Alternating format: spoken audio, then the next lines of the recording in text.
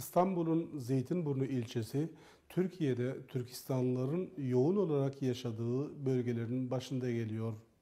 Türkmen, Özbek, Kazak, Kırgız veya Uygur, Türkistan'a ait kimi ararsanız burada bulmanız mümkün. Çekik gözlü ve yağız çehreli insanlarıyla Zeytinburnu adeta bir küçük Türkistan. Öyleyse gelin Zeytinburnu'ndaki Türkistan'ı birlikte keşfedelim.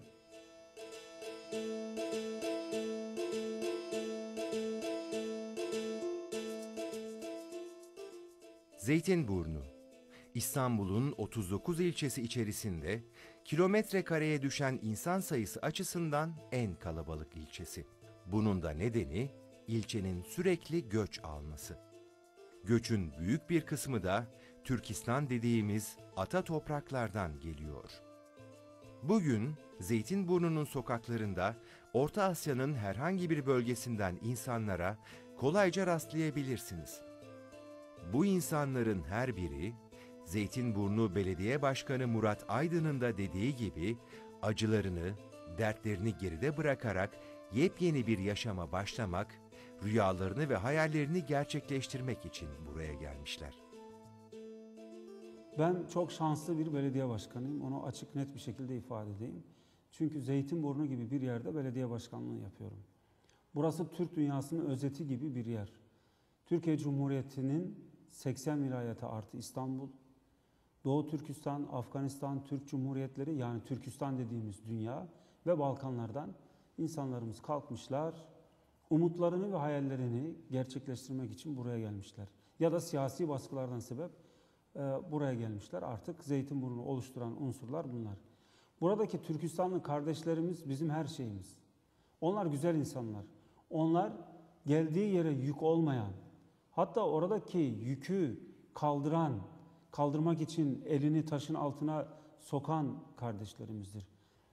Ne zaman geldiler? 1950'li yılların başlarında gelmeye başladılar ve halen o yolculuk devam ediyor. El-an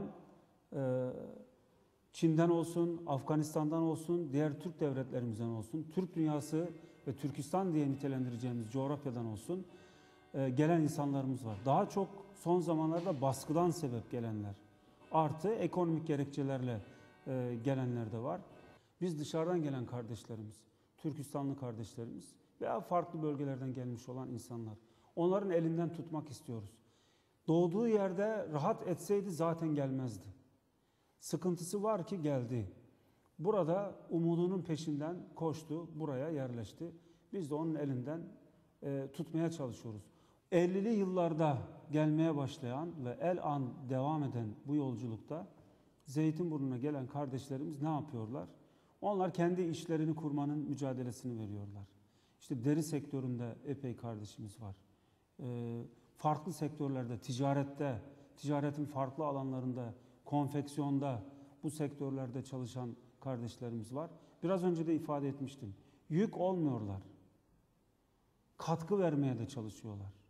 İlk geldikleri birkaç yıllık süreç içerisinde zaten akrabaları, hemşehrileri, eşi, dostu yardımcı olmaya çalışıyor. Sonrasında da bir şekilde buradaki şartlara alışıyorlar. Türkiye'yi daha yakından tanımış oluyorlar.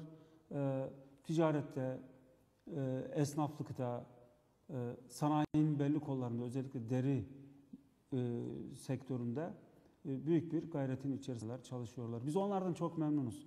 Bu gelen kardeşlerimiz, Türkistanlı kardeşlerimiz sayesinde biz Kazakistan'ı tanıdık, biz Doğu Türkistan'ı tanıdık, biz Kırgızistan'ı tanıdık, Özbekistan'ı tanıdık, Türkmenistan'ı tanıdık.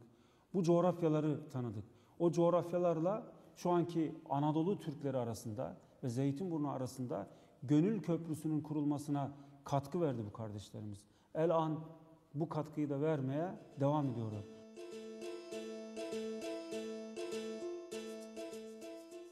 Türkiye'de Türkistan denince ilk akla gelen yer Zeytinburnu. Öyle ki Zeytinburnu, Orta Asya'da da İstanbul'la birlikte en çok tanınan yerlerin başında geliyor. Zira Türkistan'dan birçok kişinin akrabası veya yakını burada yaşıyor. Zeytinburnu Belediye Başkan Yardımcısı İlyas Saka, Türkiye'deki Türkistan camiasının önde gelen isimlerinden biri. Doğu Türkistan göçmeni olan Saka, Zeytinburnu'ndaki Türkistanlıların kendi emekleri dışında hiçbir şeye güvenmeyen, son derece çalışkan ve dürüst insanlar olduklarını belirtiyor. Türkistan camiasında İstanbul'dan sonra en çok tanınan yer Zeytinburnu. Yani bunu gerek Afganistan'a gider sorarsınız, gerek Kazakistan'a, gerek Kırgızistan'a, gerek Özbekistan'a, gerek Türkmenistan'a gittiğinizde İstanbul'la beraber en çok tanınan yer Zeytinburnu'nda. Bunun da sebebi işte 53'te başlayan o silsilenin 82 ile devam ederek daha sonra bugünlere kadar devam eden o süreç içerisinde Türkistan'ın buraya karşı teveccüh edersiniz. Tabii ki bu geçirdiğimiz 53'ten beri geçirdiğimiz süreç içerisinde baktığımızda çok net bir özelliğimiz var. Türkistanlıların hiçbirisi hiçbir zaman için kendi emeğinin dışında hiçbir şeye güvenmemişler ve yaslanmamışlar. Bu bir. İki, asla ve asla suç işlememişler. Bir elin parmakları kadar, ben bunu iddia ile söylüyorum, bir elin parmakları kadar ihtilaflı mevzular olmuş. Onun dışında ufak tefek kendi aralarında zaten olan hadiselerin hiçbiri bu mahkemelere intikal etmiş. Kendi içerisinde yaşlılar halkası toplamış, büyükler toplamış, mevzuları kendileri şöyle yapmış. Ve bununla birlikte diğer bir farklı özelliğimiz ise boşanma hadisesinin ciddi anlamda düşük olması. Çünkü niye? Bizde rol yapmak kolay değil. Çünkü biz ataerkil bir aile olduğumuz için bütün aileler birbirlerini tanıyor. Kim nedir, ne değildir, soyunu sopunu gayet iyi biliyoruz. Dolayısıyla büyük aileler şeklinde yaşadığımızdan, birbirine çok rahat tanıdığımızda, kimin karakterinin ne olduğunu, ne huyu da olduğunu çok rahat oluyor. Tabii bu beraberinde aynı zamanda toplumsal kontrolü de getiriyor. Toplumsal kontrol altında olduğundan, yani biraz yaramazlık yapacaklarsa insanlar kendileri o baskının altında hissettiklerinden dolayı bunu biraz daha itidalli olmaya insanları sevk ediyor. Türkistanlar içerisinde ciddi bir şey var, imece var. Yani bu gerek Türk boyları içerisinde gerek Türkmenlerde olsun, gerek Özbeklerde olsun, gerek Kazaklarda olsun, gerek Uygurlarda olsun. Geniş birbirlerini tanıdıklarında zorda olana herkes kendi imkanı çerçevesinde mutlaka yardımcı olmaya çalışıyor. Tabii bu beraberinde dışsal faktörlerden daha az etkilenmeye sebep oluyor. Böyle yaşadığımız için aynı zamanda da örfümüzü de sürdürüyoruz. Ben iddia ediyorum şu anda Doğu Türkistan'daki Altay bölgesinde düğün nasıl oluyorsa şu an Zeytinburnu'nda Kazakların düğünü aynı şekilde devam ediyor.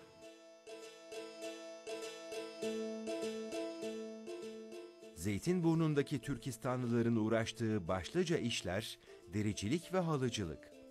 Türkmen soydaşımız İmam Nazar Çağrı da halıcılık işiyle uğraşanlardan biri.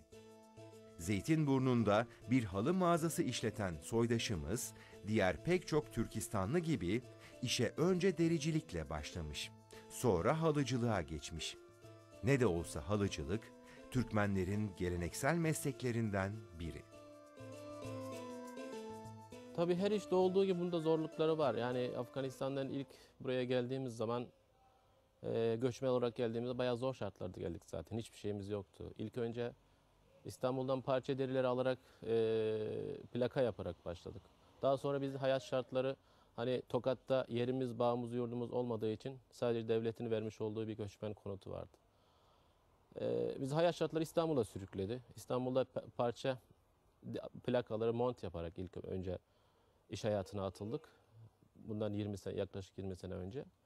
O bir ara onları devam ettik 5-10 sene kadar. Ondan sonra biraz çalışarak para kazandıktan sonra halı ticaretine, yani yurt dışından bizim meşhur Türkmen halılarını ithal ederek başladık şirket bünyemizde, şirket kurarak. Onu toptan olarak yapmaya başladık. Turizmde sektör daralınca biraz sonra tekrar iç piyasaya yönelelim dedik ve bu şekilde halıyı da az çok bildiğimiz için iç piyasaya girdik. Yani perakendeye satışını yaptık toptancılığı bırakarak. Tabii her işin olduğu bunda zorluk çektik. Yani başlarda çektik ama çok şükür. Yani mücadeleci bir toplumumuz olduğumuz için ve göçmen olmanın bir psikolojisi olduğu için. Yani bir yere gittiğiniz zaman orada yerli halk 1 saat çalışıyorsa göçmen olarak siz 3 saat çalışmak mecburiyetindesiniz ki başarılı olasınız. Onunla mücadelemizi tabii verdik. Şükür para kazanıyoruz, çalışıyoruz. Onun dışında çocuklarımızı okutuyoruz. Eğitime önem verdik, önem veriyoruz. Benim çocuklarım da okuyorlar, üniversitedeler şu an 2 tanesi. Şimdi kültür konusunda Türklerle Türkmenler yani aynı soydan geldikleri için gene adetler zaten birbirine yakın. Tamam, İstanbul'da bir nevi modern bir hayat yaşanıyor bizim kültüre göre. Ama gene ben evde kesinlikle Türkmen kültürünü, yani Türkmen örfümüzü, adetimizi ve Türkmence özellikle ana dilimizi özellikle konuşması için çocukları uyarıyorum ve yani evde kesinlikle Türkmence konuşuyoruz. Yani ana dili kesinlikle unutmamamız lazım. Özellikle arkadaşlarımız da onu söylüyoruz. Yani hani yerde oturma, yer sofrası olsun, örfümüz, adetimiz, anneannemiz, işte gelen misafir nasıl karşılamamız gerektiği, nasıl hitap etmemiz ve büyüklerin işte küçüklere karşı davranışları. Bunlar bizim biraz daha aile bağları, Türkmenlere daha güçlü olduğu için bunu özellikle korumamız lazım diye düşünüyorum. Ve kendi çocuklarımıza, kendi gençlerimize de hep uyarılarda bulunuyorum kesinlikle. Yani örfümüzü, adetimiz, annemizi kaybetmemiz lazım diye. Dericilik ve halıcılık gibi geleneksel mesleklerin yanında berberlik, fırıncılık, marketçilik gibi başka işler yapan Türkistanlılar da yok değil. Zeytinburnu'nda bir fırın işleten Abdülreşit Türkmen onlardan biri. Afganistan Türkmeni olan soydaşımız burada Türkmen ekmeği pişiriyor. Dolayısıyla müşterilerinin çoğu da kendisi gibi Türkmen. Ben adım Abdülreşit Türkmen. Kendim Afganistanlıyım. 1973 doğumluyum. 15 yaşımdan böyle bu vazifeyi yapıyorum. Ekmek pişiriyorum. Böyle de geldiğimden beri 3 senedir bu işi yapıyorum burada. Bütün çevreler bizden memnun duyuyor. Ekmeği çok hoş görünüyor diye herkes alıyor. Genelde Türkmen çöreği bunlar. Böyle çörek yiyorlar. Afganistan'da da böyle, Pakistan'da da böyle. Hatta gittiysen Arabistan'da da genelde böyle Türkmenler var, yerde vardır bunlar. Yani boş gelen yok. Afgan Türkmenleri var. Genelde çalışkan insanlardır. Hep çalışıyorlar. Şu ana kadar biz geldiğimiz burada 12 sene oldu. 12 sene içinde hiçbirimiz devlete büyük olduk yerimiz yok. Kendi çalıştığımız, kendi kazancımızı kendimiz buluyoruz, kazanıyoruz, yiyoruz. Allah'a çok şükür. İşim olur mu olmaz mı deyip başlaydım işe çok şükür. Tutturdum yani. Çoru para çıkıyor. Allah'a çok şükür. Çevre de alıştı şimdi. Genelde kendi Türkmenlerimiz de alıyor. Türkler de alıyor. Doğu tarafın insanlar da alıyor. Yani çok hoş görünümlü, hoş lezzetli. Yani herkes de isterseniz siz de yiyebilirsiniz. Çok lezzetli bir şey. Allah'a çok şükür alıştık ya Afganistan'da. Gibi değil. Böyle yaşam çok güzel öyle baktığımızda. Çok iyi alıştık ya.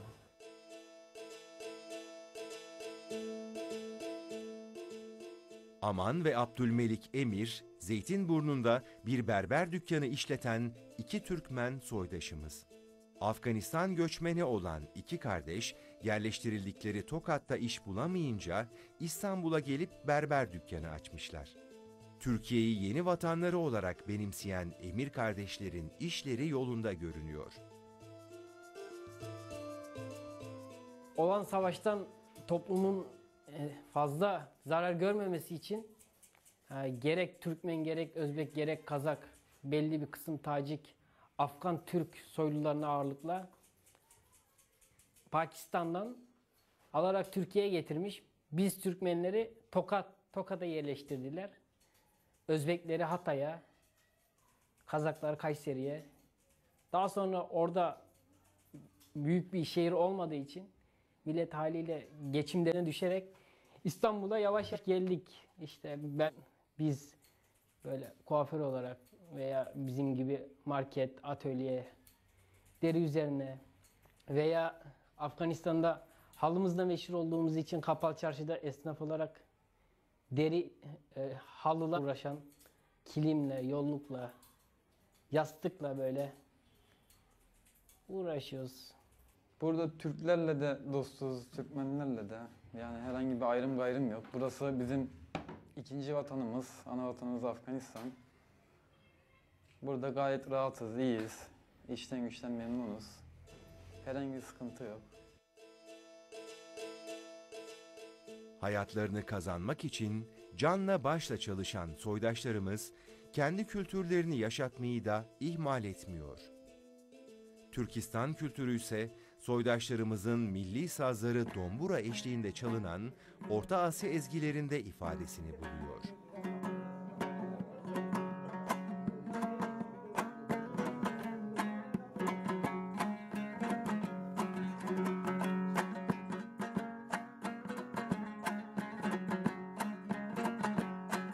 Kara gözlü süver yar, aşkından yanar oldum. Fikreylegin gariba, uğrunda öler oldum.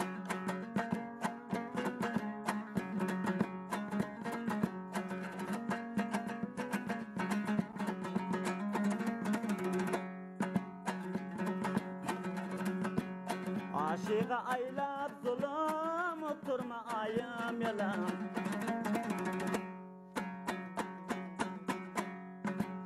Aşığa aylap zulüm, oturma ayım yalan. Taze açılan gülüm, bir gülü gülzar geldi. Şükür elhamdülillah, kara gözlü yar geldi. Çekkenlerim kızıl, alma bilenler geldi. Ay kara göz bir vapa, uğrunda öler oldum. Fikreylegin gariba, aşkımda yanar oldum.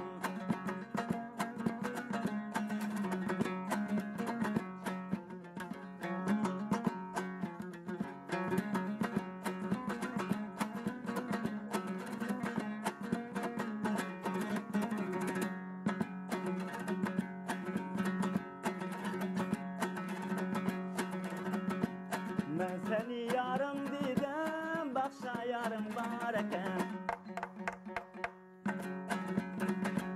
Ben seni yarım dedim, bakşa yarım var eken. Bağrılıp bir bakmadım, kötülmerim var eken. Bağrılıp bir bakmadım, betasetliğim var eken. Kara gözlü süver yar, uğrumda yanar oldum.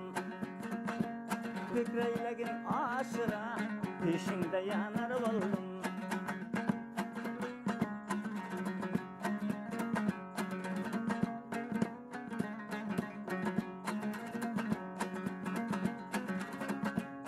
Ve saçım örülmüş, ortasından bölünmüş.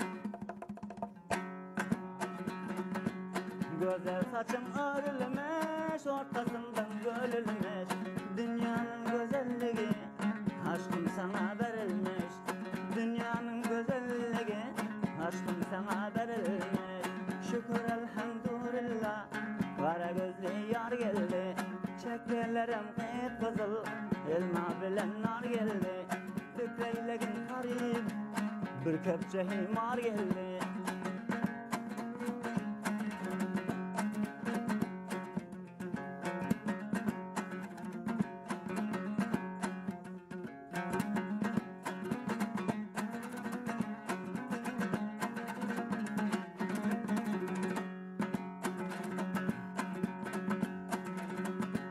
İki gözün kapkara, sürme koyanın yalan. İki gözün kapkara, sürme koyanın yalan. Senin için ben yandım, senin kıyanın yalan. Senin için ben yandım, senin yananın yalan. Ay kara göz bir vaka, uğrumda öler oldum. Senin hasretinden yana, senin hasretinden bu hallara yetiştim. Ay bir vaka kara göz, bir gün gülüp gelmedin. Bu garip halimden hiç haber almadım.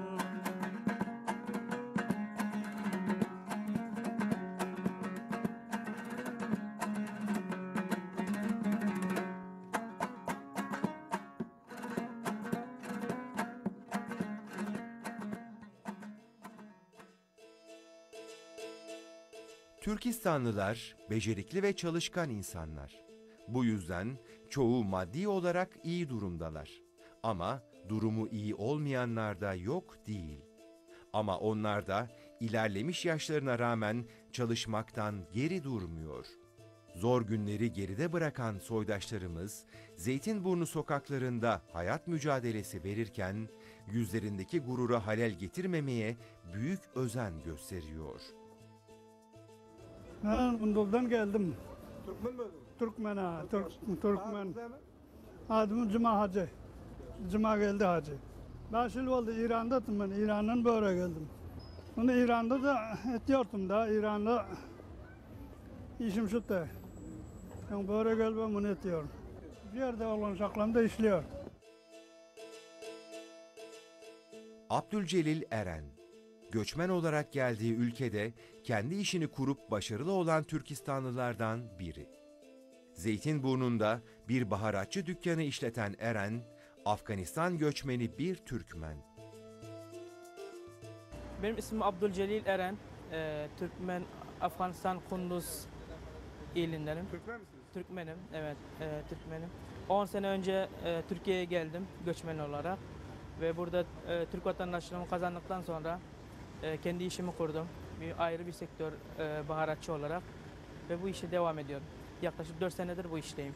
Ürünlerimin çoğu buradan temin ediyoruz iç piyasadan. Ve bazı ürünler baharat olarak, çeşitli olarak ve bazı kuru yemişler Afganistan'dan, baharatlar Pakistan'dan gelebiliyor.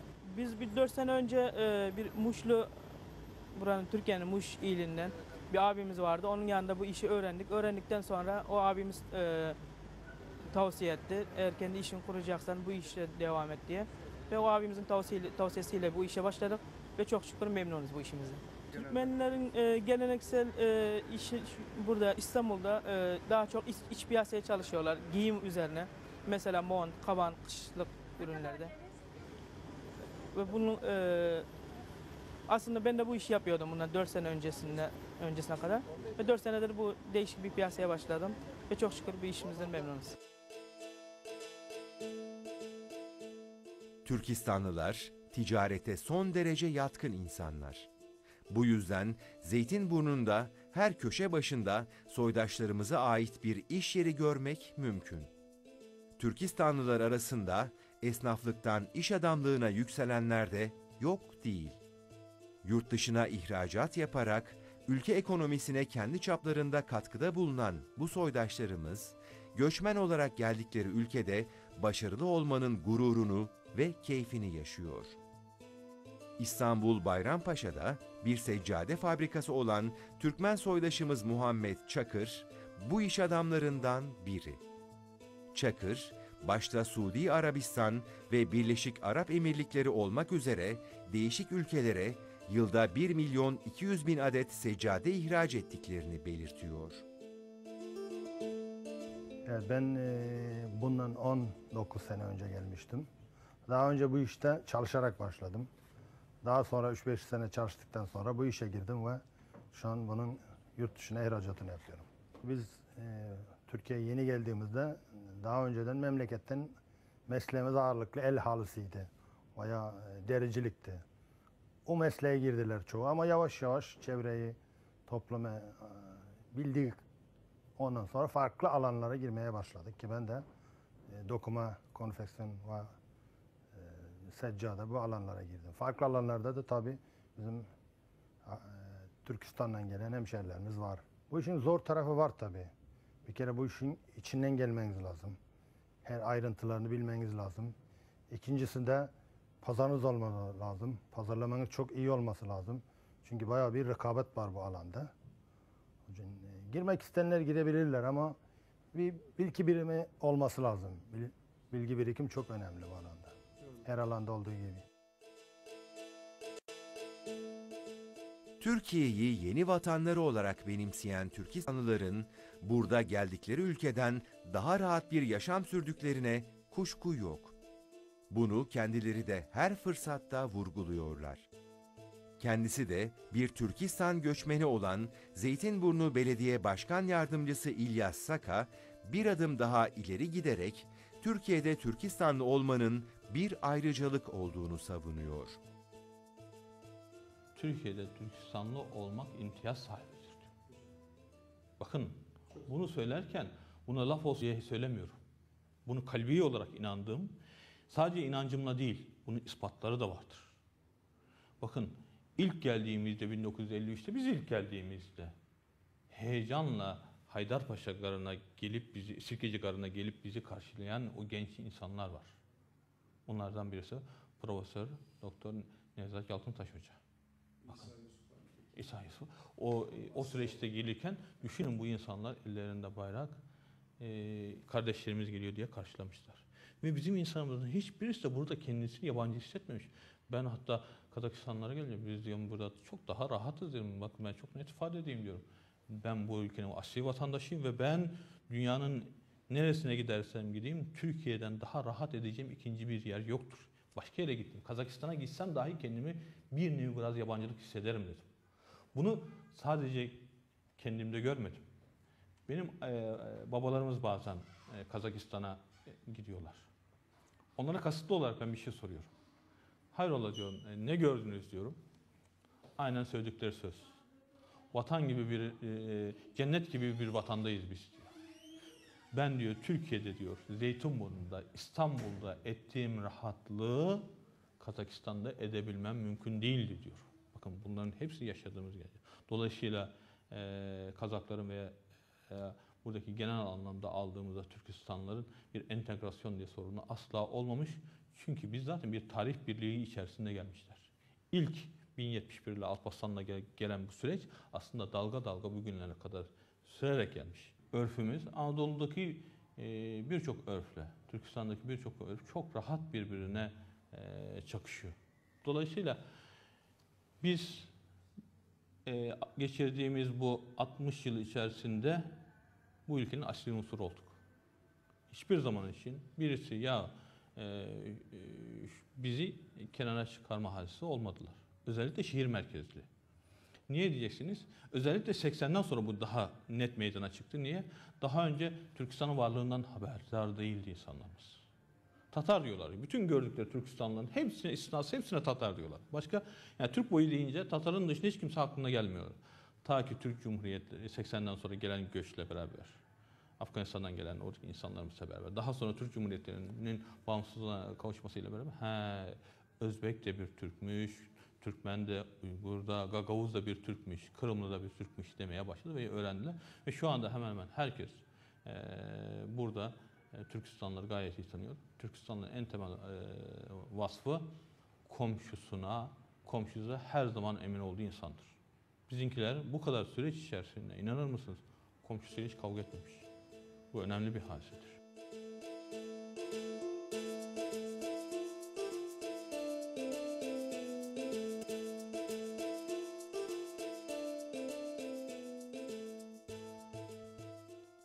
Biz çok küçük yaşta buraya geldiğimiz için, dediğim gibi burada büyüdüğümüz için, hani başka bir toprağa gittiğimiz zaman, Afganistan'a gittiğimiz zaman da yani Türkiye'nin vermiş olduğu hissi tamam biraz olsun veriyor ama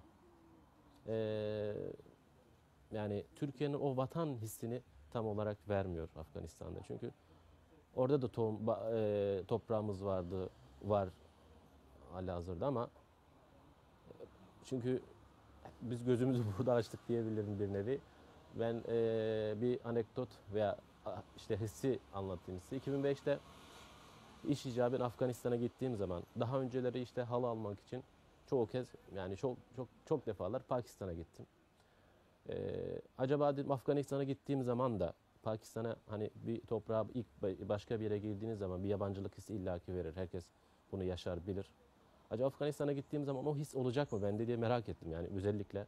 Uçaktan indikten havaalanından dışarı çıktıktan sonra tabi Afganistan'ın oraya bilmiyorum belki doğum yerimiz orada olduğu için bilmiyorum ama o bir sıcaklık, o bir duygu hissettim esasında. Yani onu Türkiye'den herhangi bir yerden havaalanından veya işte sınırlardan karayolu içeri girdiğiniz sınırlardan Türkiye'ye içeri girdiğiniz zaman sanki eve gelmiş gibi bir his oluyor insanın içerisinde. Orada da olur mu diye şey yaptım. Gerçekten orada da vardı. Belki bu hani göbek kanının aktığı yer mi dersiniz buna bilmiyorum. O hissi Afganistan'da da aldım yani ama Türkiye'deki gibi değil tabii.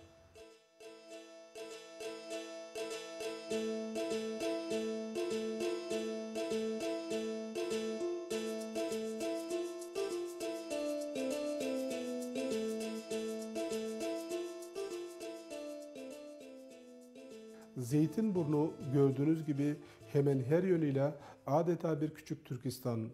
Burada kendilerine yepyeni bir yaşam kuran soydaşlarımız, milyon dolarlık ihracat yapan iş adamından esnafına, berberden ayakkabı boyacısına kadar hemen hepsi alın teriyle çalışarak hayatlarını kazanıyor.